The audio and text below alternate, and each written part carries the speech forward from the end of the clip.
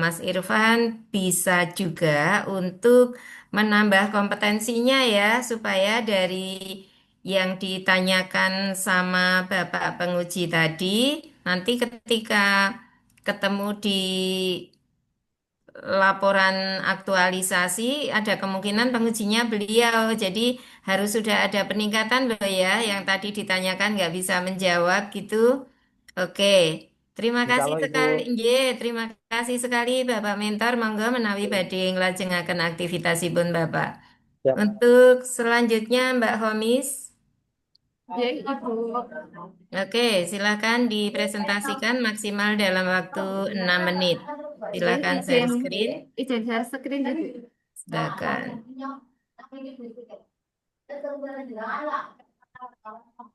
Ini yang bocor suaranya dari mana ya? Oh, maaf saya Bu, saya sedang di ruang guru. Bu, nyuwun pangapunten, saya sedang presentasi. Nyuwun pangapunten. Bu, sudah? Nah, kenapa tidak cari tempat yang kondusif? Ya tadi mau di perpus, perpusnya sedang dikunci, Bu. Nyuwun pangapunten. Sudah, Bu. Izin, J. Perkenalkan, saya Homi Satun. Tempat tugas saya di Min 3 Purbalingga. Saya sebagai CPNS guru ahli pertama berkelas. Terima kasih untuk Hajah Siti, Dr. Hajah Siti Aminah MA yang telah membimbing saya selama eh, beberapa hari ini. Eh, Kemudian Bapak Mentor, Bapak Ali Wardana SPDI, MPD, dan Bapak Penguji, Bapak Ahmad Subhan SAI, MSI. Yang pertama, ini saya mengambil latar belakang masalah di kelas saya, yaitu kelas 3A di Min 3 Purbalingga. Ini kemarin ketika saya melakukan pembelajaran dari hasil belajar siswa ini didapatkan dari hasil rata-rata kelasnya yaitu 49,41 dan untuk ketercapaian maaf, nyuwun pangapunten Ibu. Untuk ketercapaian ketuntasan hasil belajarnya yaitu 35,29 dan untuk aktivitasnya dan motivasi anak-anak ini dari hasil survei awal itu masih di bawah 50%. Nah, dari sini saya mengangkat isu bahwa hasil belajar IPAS di kelas 3A Min 3 Purbalingga ini masih kurang, belum mencapai target, di mana target untuk ketuntasan belajar minimal yaitu 75. Kemudian untuk nilai rata-rata kelas setidaknya itu nanti mencapai ke 80. Kemudian untuk aktivitas dan motivasi belajar siswa itu setidaknya nanti di atas 70% mereka aktif di kelas dalam pembelajaran. Nah, untuk mewujudkan hal ini sesuai dengan visi misi madrasah yaitu untuk mewujudkan peserta didik yang beriman dan bertakwa, kreatif, mandiri serta berakhlakul karimah.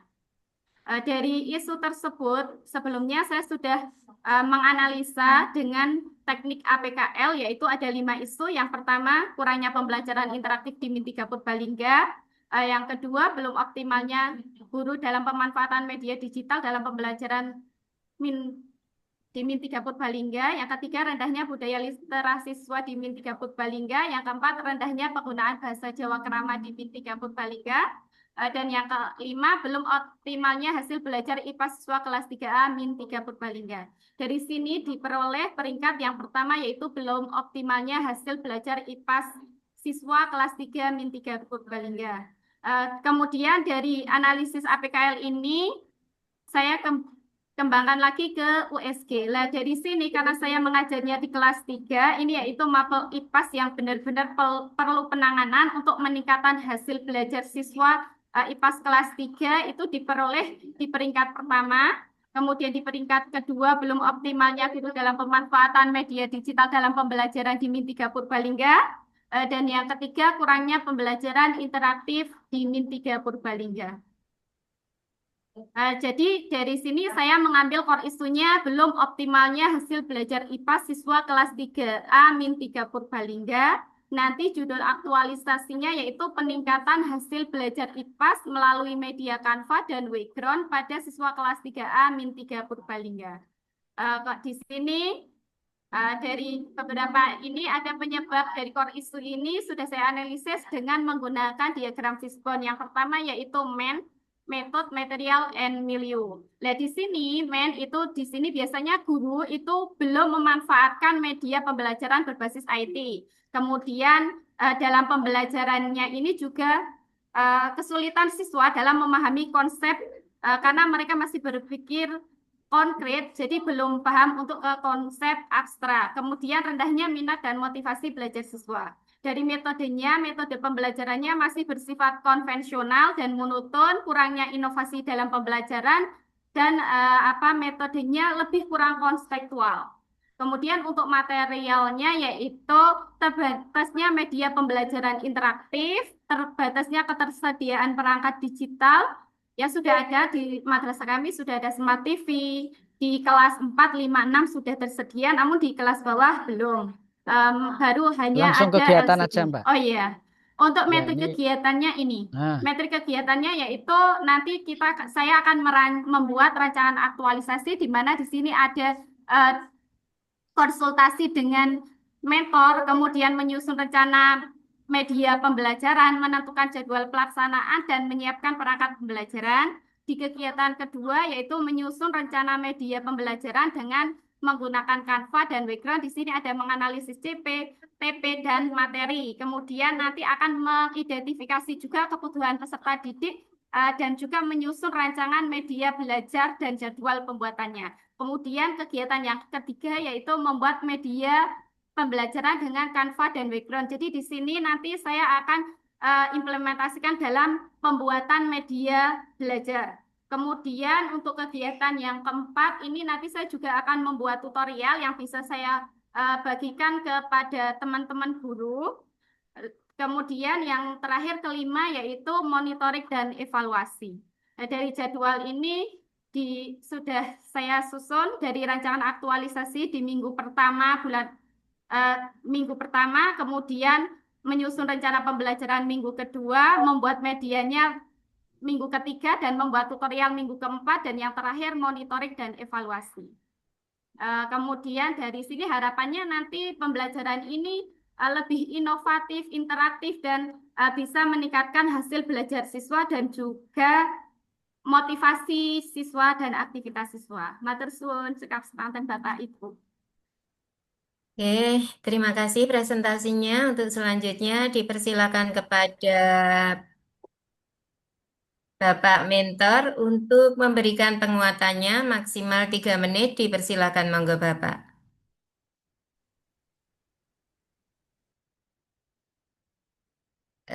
Suaranya belum keluar, nggih, Pak.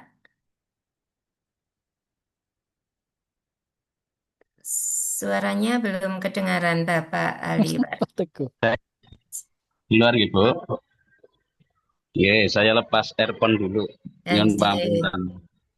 Oke, terima kasih Bu moderator dan saya hormati semuanya hadirin.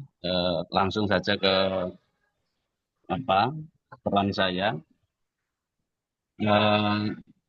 Saya kira penguatan yang dilakukan oleh Bu Homisatun terkait judul yang diambil dan aktualisasi yang akan dilaksanakan, saya kira sesuai karena ini berangkat dari masalah yang nyata yang dihadapi oleh kelas 3A, yang pembelajaran IPAS itu kebanyakan memang abstrak, nanti mungkin bisa dijadikan lebih konkret lewat media Canva dan ditambah background. Kemudian pemanfaatan Canva sebagai media dan background sebagai media interaktif itu menurut saya langkah yang kreatif nih dari Bu Homisatun, itu meningkatkan keterlibatan siswa dalam pembelajaran. Jadi nanti Bu Homisatun lebih dari mengajar, tapi juga bisa menciptakan suasana yang lebih menyenangkan dan bermakna. Jadi ini juga menunjukkan kemampuan guru untuk memanfaatkan teknologi digital yang sesuai nanti untuk konsep IPAS.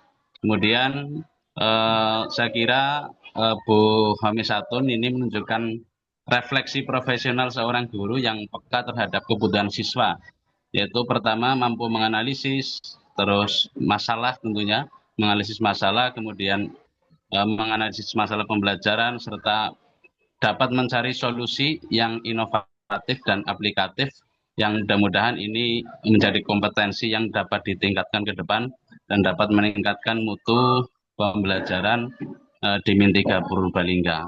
Ngoten, terima kasih semuanya, mudah-mudahan berjalan dengan lancar semuanya. Amin ya rabbal alamin. Ngoten, terima kasih. Assalamualaikum Nggih, warahmatullahi wabarakatuh. Waalaikumsalam warahmatullahi wabarakatuh. Terima kasih Bapak Mentor yang sudah memberikan penguatannya. Untuk selanjutnya dipersilakan kepada Bapak penguji. Terima kasih Ibu Moderator, Bapak Mentor, terima kasih. Saudari Khomisatun, coba gambarkan, jelaskan ya, kanvanya untuk apa, terus aplikasi Wayground-nya untuk apa. Jadi Coba. gini, izin menjawab Bapak. Jadi gini, untuk Canva-nya itu nanti saya akan membuat sebagai sebuah media pembelajaran yang interaktif. Di sana kan nanti bisa membuat bentuk visual, visual misalkan untuk video, video pembelajaran. Nanti juga bisa membuat LKPD-nya juga yang menarik, Pak. Kemudian kan juga bisa beberapa elemen-elemen di Canva ini bisa kita gunakan juga, kita aplikasikan juga ke dalam Wayground gitu, Pak. Oke. Nanti untuk background-nya saya lebih fokus ke assessment-nya. Nah, itu nanti ketika Mbak Khomisatun mengimplementasikan Wayground, siswa ngapain? Siswa itu pegang HP atau laptop atau bagaimana? Karena di madrasah kami anak-anak tidak memakai HP, nanti di background itu ada aplikasi bisa menggunakan paper based test, Pak, atau mode kertas. Lah, Dicetak mode ya. kertas ini nanti saya memasukkan data siswa kelas saya, kemudian saya print out, nanti setiap anak akan mendapatkan barcode. Lah, di situ nanti Barcode kalau ya. pilihan ganda, ya nanti setiap anak barcode-nya kan sendiri-sendiri. Ada pilihan A, nanti dibalik ke A yang mana, B kemana gitu. Nanti tinggal Oh saya ya, ya scan, paham. nilai Oke. muncul di saya.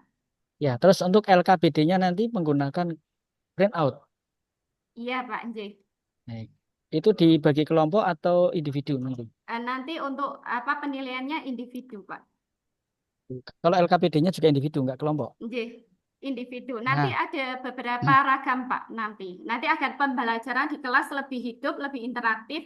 Nanti seperti akan saya buat kayak game gitu, Pak. Jadi kayak anak mencari harta karun. Nanti akan buat saya per ya, pos-pos. baik. Nah, sekarang ini kan sedang eranya era go green ya. J. Era go green, efisiensi. Sementara di antara produk yang panjenengan nanti hasilkan itu ada di Wayground-nya itu adalah kertas. Kira-kira itu apakah tidak bertentangan dengan konsep go green? Semakin banyak kita menggunakan kertas, artinya akan semakin banyak sampah, semakin banyak penebangan pohon seperti itu. Atau nanti panjenengan seperti apa nanti? Begini Bapak, untuk dari kode QR yang saya bagikan itu kertasnya bisa digunakan selama 1 tahun gitu Pak. Satu masakan tidak sekali pakai, tidak dibuang. Jadi lebih hemat untuk assessment ini menggunakan Wayground ini. Jadi ketika menggunakan Wayground kan jawaban siswa sudah langsung tampil di layar, kita juga hemat kertas juga Pak. Oke.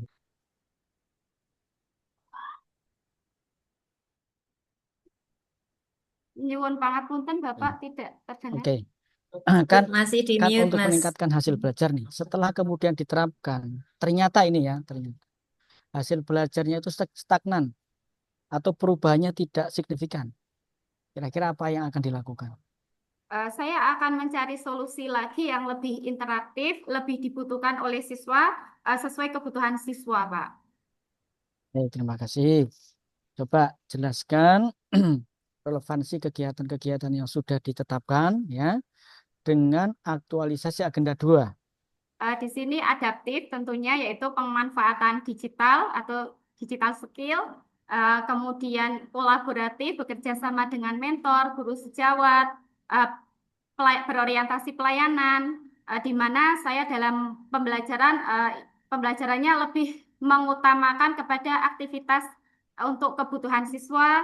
Kemudian ada lagi yaitu harmonis, menjaga hubungan antara guru dan teman-teman. Kemudian dengan siswa menjadi sebuah pembelajaran yang menyenangkan gitu Pak. Maaf, Masih maaf di Bapak. mute, Mas. Terima kasih Ibu Moderator, terima kasih Bapak Mentor, dan kepada Saudari Fahmi Satun, selamat Matur melaksanakan suwun aktualisasi. Bapak. Oke, Oke, terima matur kasih suwun Bapak. Bapak penguji yang sudah memberikan beberapa pertanyaannya dan untuk selanjutnya